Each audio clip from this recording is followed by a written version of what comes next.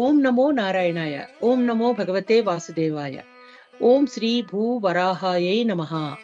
భగవద్భక్తులారా, విష్ణు ప్రేమికులారా, సనాతన ధర్మ ప్రవచనాలనే మన ఛానల్ ద్వారా మనం ఆది వరాహస్వామి వారి యొక్క దివ్య క్షేత్రాలను, వాటి మహాత్యాన్ని తెలుసుకునేటువంటి పరంపరలో భాగంగా ఈరోజు మనం ఒక్క నిమిషం అండి, కిందటి భాగంలో మనం ఇల్లు కట్టి చూడు అనేటువంటి అంశంతో భూవరాహస్వామి వారి కల్లహల్లి క్షేత్రం గురించి తెలుసుకున్నాం.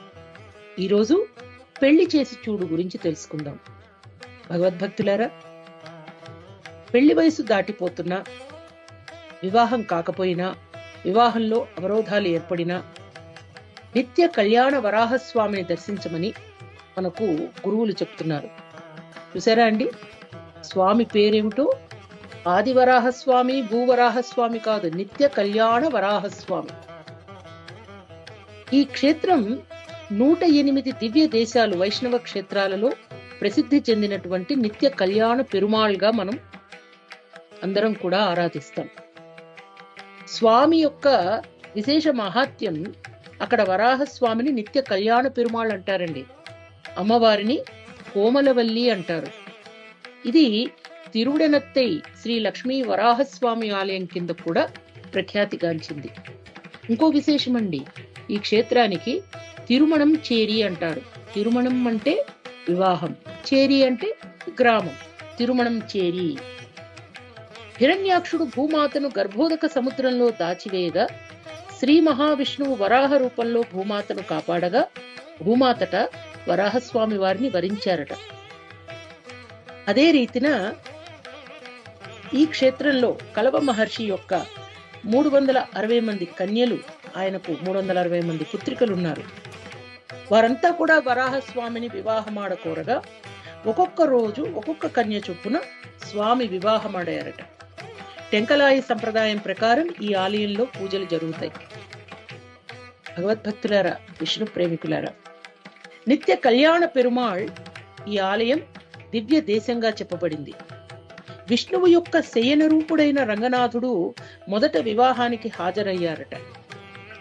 అయితే స్వామివారి కృప, ఆ మహర్షి ఎవరైతే స్వామిని కోరారో తన పుత్రికలను వివాహమాడమని కలవ మహర్షి, వారి కోరికను తీర్చడానికి స్వామివారు 360 రోజులు వివాహమాడారు. కాబట్టి శ్రీరంగనాథుడు ఆ ఆలయంలోనే తన నివాసం ఏర్పాటు చేసుకున్నారట.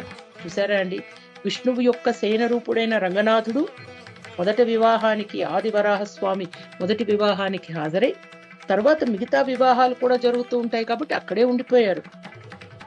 ఈ క్షేత్రంలోనండి అమ్మవారి పేరు కోమలవల్లి.